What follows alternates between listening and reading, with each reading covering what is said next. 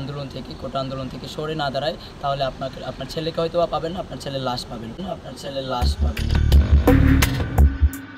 গতকাল রাত 7 তারিখ রাতে আনুমানিক 10টা 25-এর দিকে আমার বাবার নাম্বারে একটা অজ্ঞাত নাম্বার থেকে কল করা হয়। কল দিয়ে আমাকে প্রাণনাশের হুমকি দেওয়া হয়। আমার আব্বুকে বলা হয় যে আপনার ছেলে যদি কোটা আন্দোলন থেকে সরে না দাঁড়ায় তাহলে আপনার ছেলেকে হয়তো পাবেন না, আপনার ছেলের লাশ পাবেন।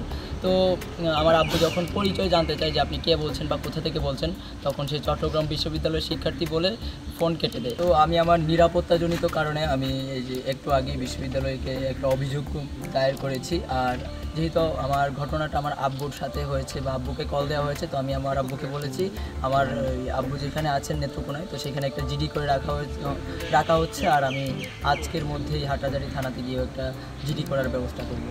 আর আপনাদেরকে আমি জিডি ব্যাপারটা এটা প্রশাসনকে আমি একটা অভিযোগ দিয়েছি, এটা প্রশাসনকে অভিযোগ দেওয়ার একটা কপি আমাকে রিসিভ কপি দিয়েছে।